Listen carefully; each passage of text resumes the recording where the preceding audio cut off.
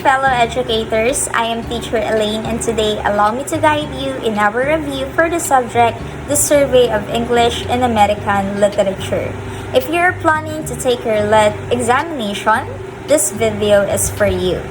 I have prepared here 10 questions for you to practice, and if you're ready, let's start. For number 1, from which Shakespearean play are the following lines taken? All that glitters is not gold. Often you have heard it told. Many a man his life hath sold, but my outside to behold. Gilded tombs do worms enfold. Letter A, Macbeth. Letter B, As You Like Me. Letter C, Hamlet. And letter D, Merchant of Venice. Your 5 seconds starts now.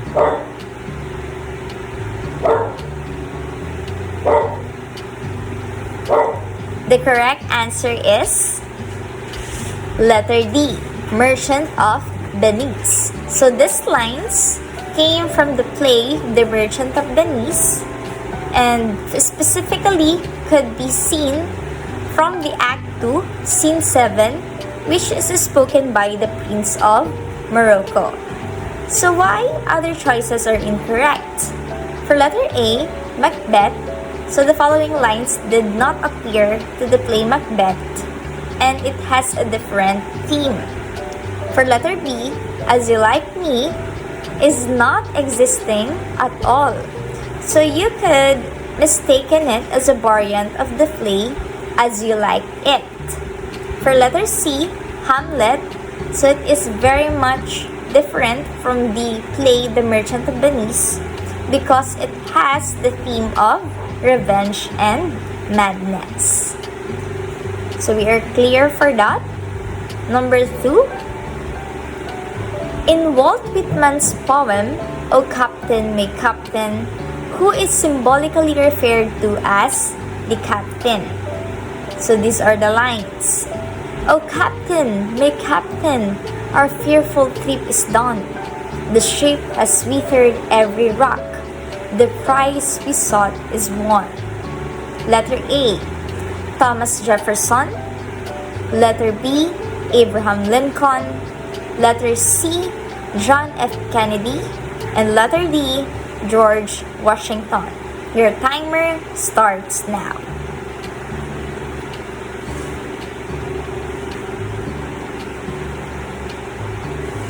The correct answer is letter B, Abraham Lincoln. So this poem is an elegy to express the sorrow of the author or the poet Walt Whitman to the death of Abraham Lincoln. So the poem depicts how Lincoln steered the nation as the captain through the challenging times of the Civil War. Now, why other answers or options are incorrect? So for letter A, Thomas Jefferson is not associated at all with the Civil War because he lived much earlier. For letter C, John F. Kennedy, he lived later on after the Civil War. And letter D, George Washington is not linked at all with the poem's theme. We are done for that. Let's go with the question number 3. Which historical period is widely regarded as the golden age of the literary production in England? Letter A, the reign of Queen Elizabeth. Letter B, the reign of Charles II. Letter C, the reign of Queen Victoria. And letter D, the reign of Henry VII. Your timer starts now.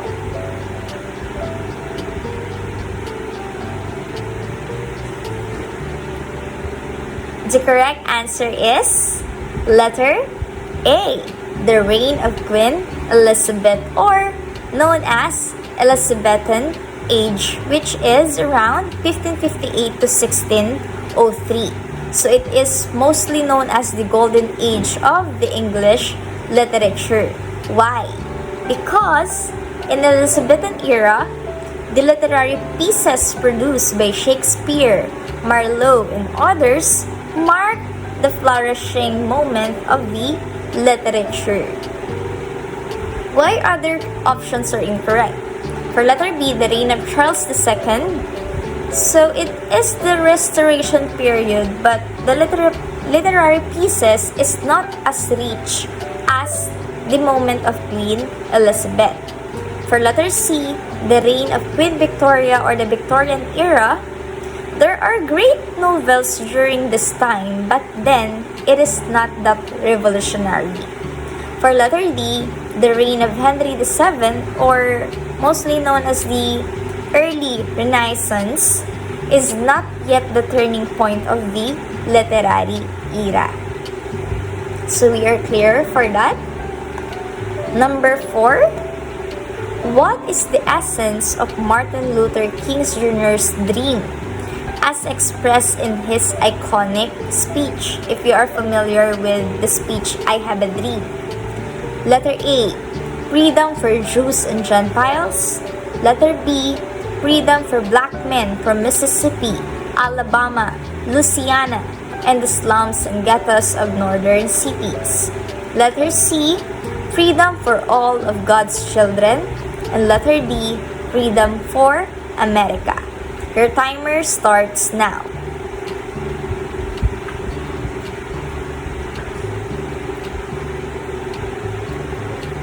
The correct answer is letter C, freedom for all of God's children. Why? In this iconic speech, I Have a Dream, it is likely very inclusive and universal. It emphasizes the freedom and equality of all God's children, not just in America, but He is pertaining to all people, regardless of their race and background. So it aligns to the option, letter C, freedom for all of God's children. So we could associate it with the answers like letter A and B, but then it is too narrow in focus. For letter C, it is vague and doesn't capture the intention of the speech. Number 5. Paradise Lost is celebrated as one of the greatest epic poems in English literature. What foundational theme does it explore? Letter A, sinning of Adam and Eve. Letter B, fall from God's grace. Letter C, treachery of Judas Iscariot. And letter D, passion of Christ. Your timer starts now.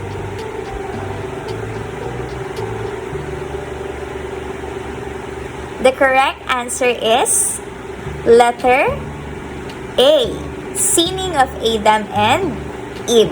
So, John Milton's Paradise Lost is centered around the story of course, Adam and Eve. So, it is a biblical tale and it tells about the temptation that these characters have gone through and how they are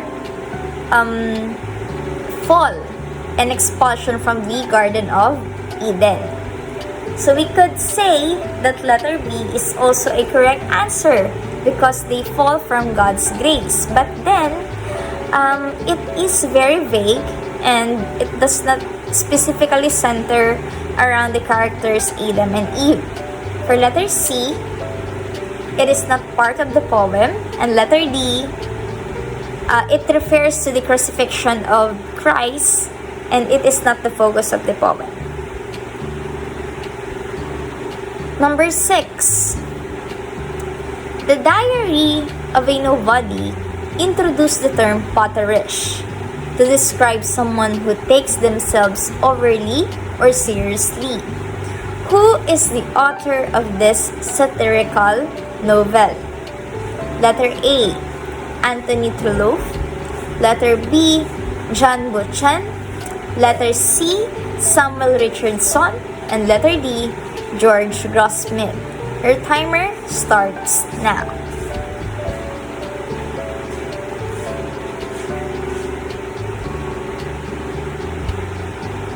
Okay, the correct answer is letter B, George Grossmith. So the Diary of the Nobody is a humorous or satirical novel. It is written by Mr. George Grossmith and was published during the 1892. So it is specifically telling about the daily life, or rather the ordinary and self-important character, which is Charles Potter.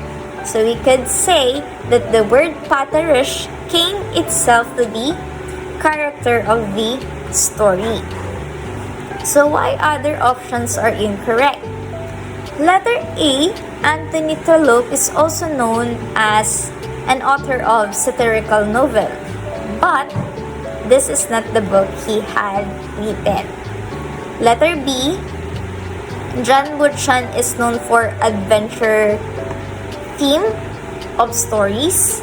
And letter C, Samuel Richardson is the author of the book Pamela, but then he is not related to this book. Actually, the Diary of a Nobody is written by George together with his brother, which is Weldon.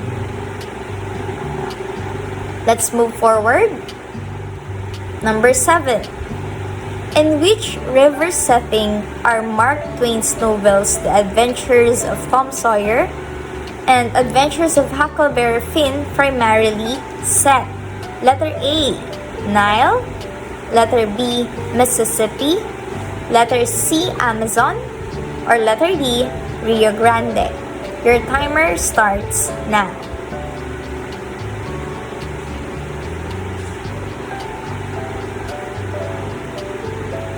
The correct answer is letter B, Mississippi. So these two novels written by Mark Twain's, The Adventure of Tom Sawyer and Adventures of Huckleberry Finn, happen or set along the Mississippi River. So it plays a crucial role in both stories. Why? Because it serves as the backdrop of the adventures and experiences of the two characters. For letter A, C, and D, these rivers are from other continents or regions and very unrelated to the novels. Number 8. In Macbeth, what primarily leads to the protagonist's tragic downfall? Letter A, a naturally bloodthirsty disposition. Letter B, an unfair plot against his life. Letter C, overwhelming ambition for power.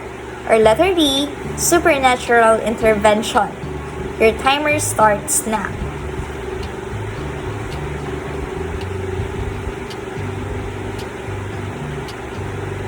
The correct answer is letter C. That's correct. Overwhelming ambition for power. So the main character's downfall is primarily due to this reason.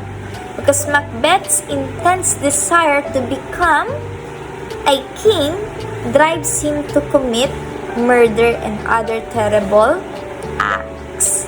So that is why this is the correct answer. For letter A, Macbeth is not really a bloodthirsty at first. It is just because of his ambition for power. Letter B, there is no unfair plot at all to this play. And letter D, supernatural elements do influence this play, but then it does not cause the choices of the main character. Next, number 9, last 2 questions. Which phrase coined by William Wordsworth describes the reader's acceptance of implausible elements in literature for the sake of enjoyment? Letter A, willing suspension of disbelief. Letter B, imaginary persons. Letter C, speculative fiction. Or letter D, imagineering. Your timer starts now.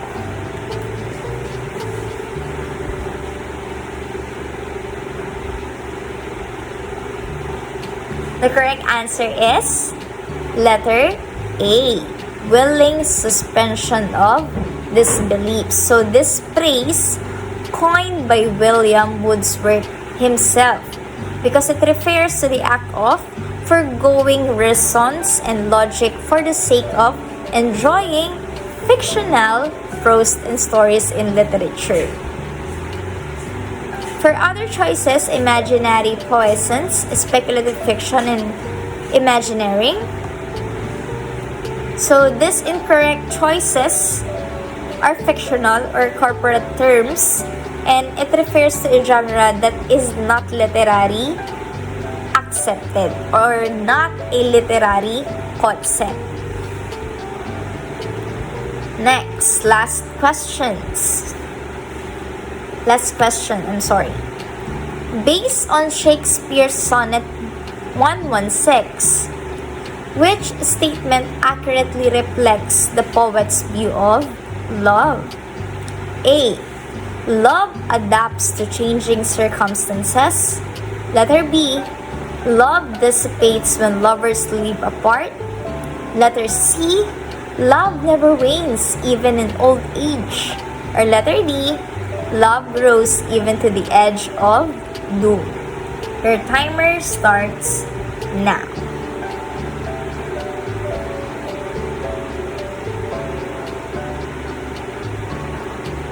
The correct answer is letter B. Love grows even to the edge of doom.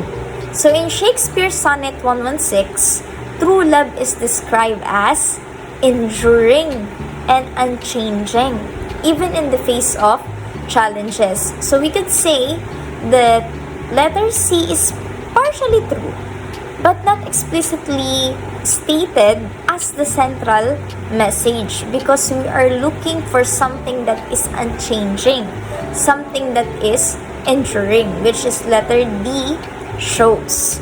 For letter A and letter B, it suggested that love is changeable, which contradicts the concept or the theme of the sonnet. So I hope you learned something to our review today. And if you do not have any questions or violent reactions to the following questions, thank you for watching and thank you for listening.